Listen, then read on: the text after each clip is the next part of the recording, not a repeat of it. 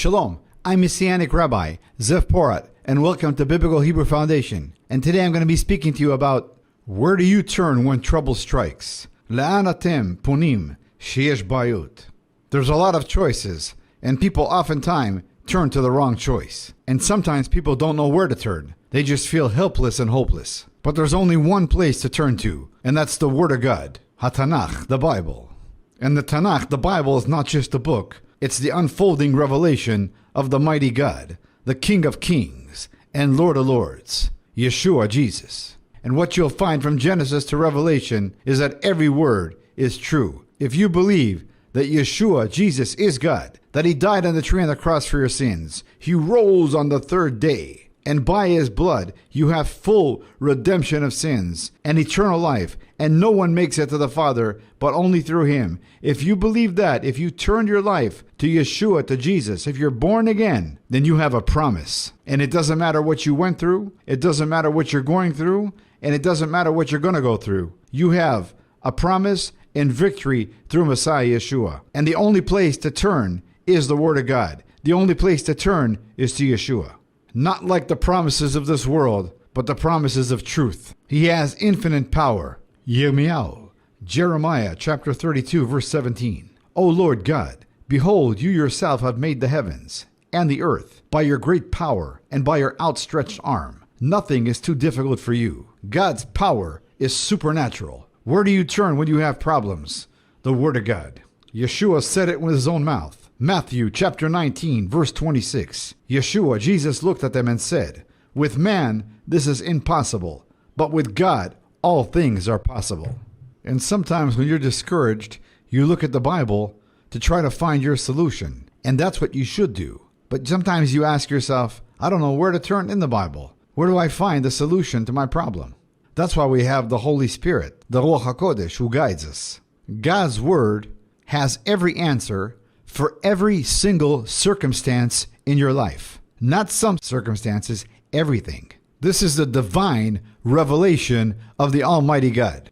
It's given to us so we can know how to live, how to follow Yeshua, knowing in our heart that we have a security that's divinely given. And so many times people like to ask, what is the purpose of the Bible? What is the purpose of the Tanakh from Genesis to Revelation? To reveal the one true God, what we call the sanctification process, so we can run the race, so we can be priests, so we can be ambassadors for the kingdom, make it to the end and consummate the marriage, and in the process be a light in this dark world. The purpose of the Bible is to reveal the one true God. Let's give a praise in the house of the Lord. Hallelujah. In this world, there are all kind of fake gods, and unfortunately people follow a lot of these fake gods. But there's only one true God, the God of the Bible, the God of the Tanakh, the Holy One of Israel, Kadosh Adonai, Kadosh Yehovah. That's why it's so important that the truth be preached, so people know that there's only one true God, the Lion of the tribe of Judah, Al Yehuda, Yeshua, Jesus. If we didn't have the Bible, what would you think about God? How would you have a relationship? How would we be a testimony to those who don't believe in God, or to those who believe in a fake God? That's why the world, without the Bible, without salvation, is losing their mind. As we get closer and closer to the second coming of Jesus Yeshua, without setting any dates, we see what's happening in the physical and the demonic realm, because the spiritual impacts the physical. Another important reason that God gave us the Word of God, the Bible, is to lead us to salvation, to lead us to Yeshua. That's what Yeshua means in Hebrew, salvation. That's His name, Jesus, Yeshua. And so number one, to reveal the one true God. The other reason is to lead us to Yeshua, to lead us to salvation. He wants us to know that He forgives us if we turn from our sin, if we repent, if we turn to Him as Lord and Savior, and He writes us in the Lamb's Book of Life, and we're His children forever, we're His bride forever. Born again, born from above. And another reason is He wants us to know how to live a godly life, how to live a life that makrin, how to live a life that displays His character. Each one of us have been chosen for a time like this. Somebody once asked me, what's a godly life? A godly life is a holy life. Chaim bekadosh. Doesn't mean we're perfect, only Yeshua is perfect, but it does mean that we follow Him. We become Christ-like, Yeshua-like. And when there's disobedience, there's consequences. Then there's immediate repentance and restoring our relationship with Him. what's called the sanctification process. Somebody asked me once, how long is the sanctification process? Each day we die in Messiah Yeshua until he returns. Every day is a sanctification process. We're small people with a big God. And he's given us this divine book in order to know how to serve him and to serve other people. To be a testimony, run the race, make it to the end, and consummate the marriage. We're in stage number 1, the patrol process right now. Stage number 2, we consummate the marriage. And in the process, we have to be a light in this dark world. We have to know God in an intimate relationship. God is not searching for religion. He's searching for a relationship. To know him. And the word know, it's the same word used in Genesis 4:1, and I'm paraphrasing. And Adam knew his wife. V'Adam yada et Chava. It's an intimate relationship. God wants to know us in an intimate way. Not to be in the Word of God is a disaster. If someone says, I don't have time for the Word of God, then you don't have time to live. To say that it doesn't have any answers to my questions, to my problems, you haven't read it. Let's turn our Bible to Psalms 119, verse 105. Your word is a lamp to my feet and a light to my path. All of us need light in this dark world. That actually shows us what the Bible is. The Bible is a light to my feet, a light to my path. Remember what the prophet Isaiah said under the inspiration of the Ruach HaKodesh, the Holy Spirit.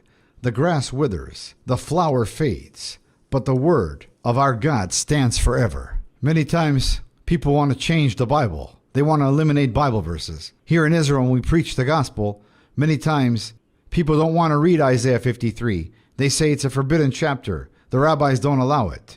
You can't eliminate the Word of God. He's still the Messiah. He's still God. He's still the King of Kings. The Bible verse is still there.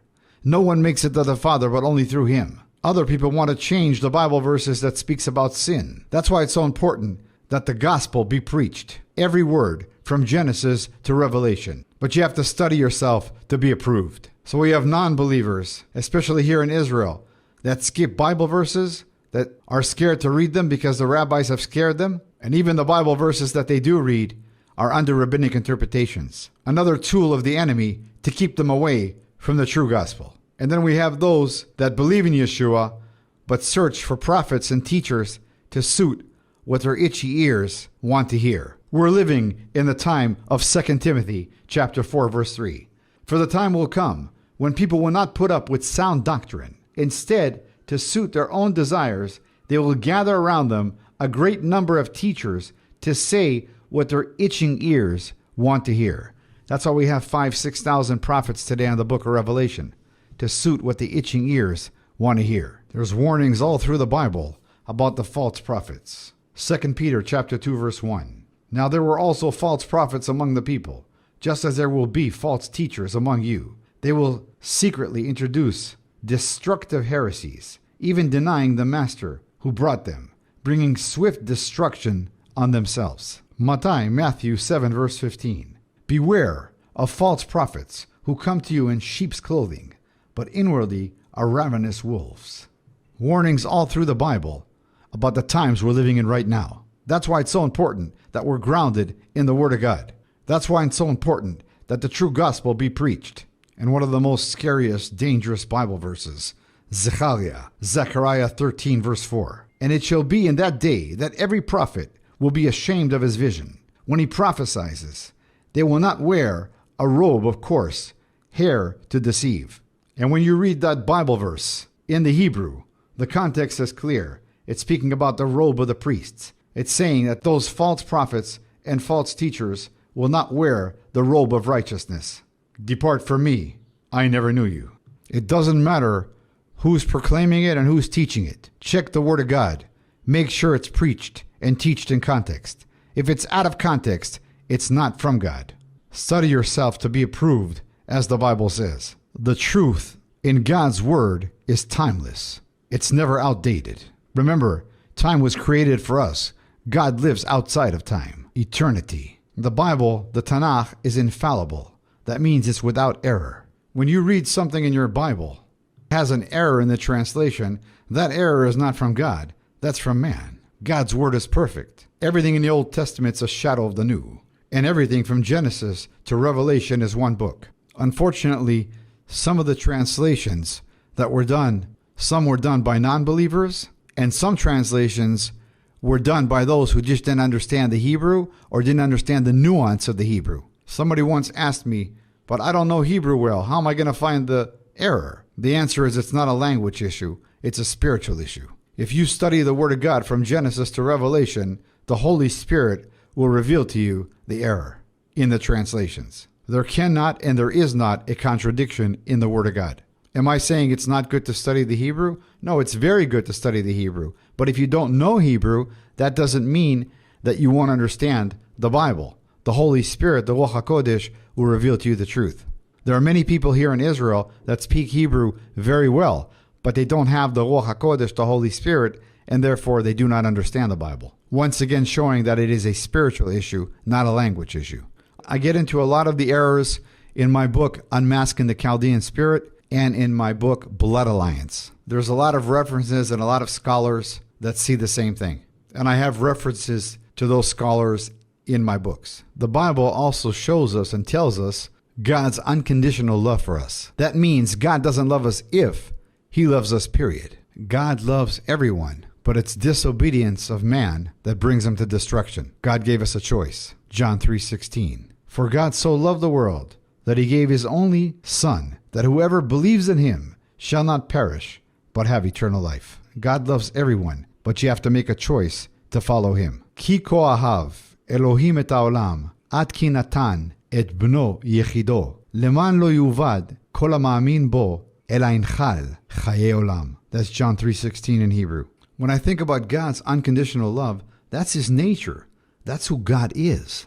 God is love. He doesn't just condemn people for their sin. He tells them how they can be saved. He tells them, He shows them. He's a God of love. He's a God of mercy. Yeshua is the perfect Lamb of God, the Lamb without blemish, who came to take away the sin of the world once and for all. And when you're born again, when you believe in Him, you are sealed by the mark of the Holy Spirit, the Ruach HaKodesh, forever. That's if you're born again. If you're truly saved, it's not conditioned about anything. Grace of God saves us for all eternity. And if you're born again, you're sealed with the Ruach HaKodesh, with the mark of the Holy Spirit. This is the biblical pattern in the Bible. John chapter 10, verse 28. I give them eternal life, and they shall never perish. No one will snatch them out of my hand. My Bible says, I give them eternal life, and they shall never perish. That means that if you're born again, born from above, no one can snatch them out of His hand. And if someone said they've lost their salvation, they never were saved. Not everyone who says to me, Lord, Lord, will enter the kingdom of heaven.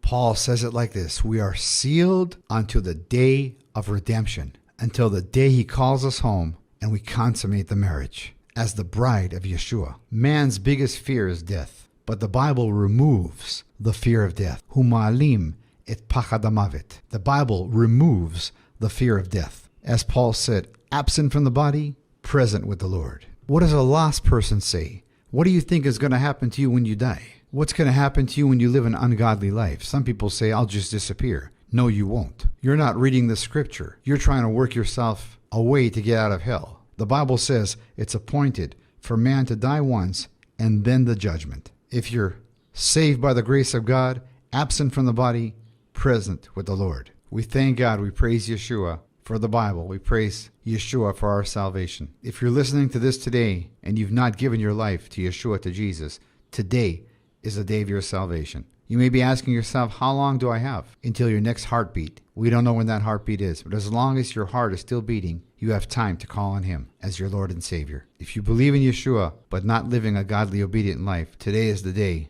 to turn to Him. Today is the day to walk in His light. As each day for all of us is a sanctification process, and God gave us His wonderful Word of God, so we know how to live, we know where we came from, and we know where we're going. As of the making of this video, the war continues to escalate here in Israel to a higher level by Hezbollah, by Hamas, all triggered by Iran. But we hang on the promise of the scripture, the promise of the Tanakh, the Bible. No one will be able to destroy Israel. Thus says the God of Abraham, Isaac, and Jacob. And in the process of the demonic realm, the demonic forces pounding Israel in every direction, spiritual and physical, we continue to preach the truth. And the truth can only do one thing, and that is set us free. I pray this teaching has blessed you as it has blessed me over the years. Let's continue to stand together as the one new man, Ephesians 2:15. Work the harvest together, bring the gospel back to Jerusalem, and go home. And for Zion's sake, we will not keep silent. Isaiah 62 verse 1. For Zion's sake, I will not keep silent. For Jerusalem's sake, I will not remain quiet, till her vindication shines out like the dawn, her salvation like a blazing torch. And we know that the word for salvation in Hebrew is the word Yeshua, Jesus. Her Yeshua like a blazing torch. And he's coming back with fire in his eyes as the Lion of the tribe of Judah, Al Yehudah, to take back everything that the enemy has stolen. And until that time, we will continue to preach the gospel no matter what. Until next time, I'm Messianic Rabbi Zev Porat, sending you blessings from Israel in the mighty name of the King of Kings and Lord of Lords, Al Yehudah, the Lion of the tribe of Judah, the great I Am, Jesus Yeshua. Amen. Every knee shall bow, and every tongue will confess that Yeshua, Jesus, is God. Hallelujah. Amen.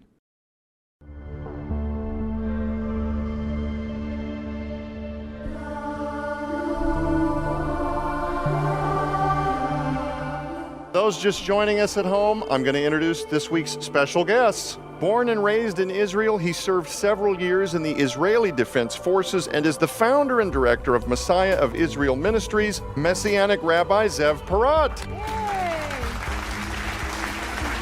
Good to have you back. Dr. Tom Horn, who is the CEO of Skywatch TV, an acclaimed best-selling author himself, raves about Blood Alliance. He says, Messianic Rabbi Zev Porat has done it again. In Blood Alliance, he's taken several deep mysteries of God's Word and served them up in a thoroughly understandable, engrossing, and biblically contextual manner. I assure you, he says, once you see the truths that Zev brings into glorious revelation, you'll soon begin to recognize those truths throughout the Scriptures, hidden in plain sight, from first to last. Blood Alliance is an absolute treasure trove. Have you ever heard of God's Threshold Covenant? If you haven't, you're in for a roller coaster ride of biblical discovery that will enhance your understanding of God's Word and the application of it to your daily life like never before. Messianic Rabbi Zev Porat will be taking you on a much deeper dive than you've probably ever previously experienced. In Blood Alliance, you'll come to understand the true nature of spiritual warfare like never before.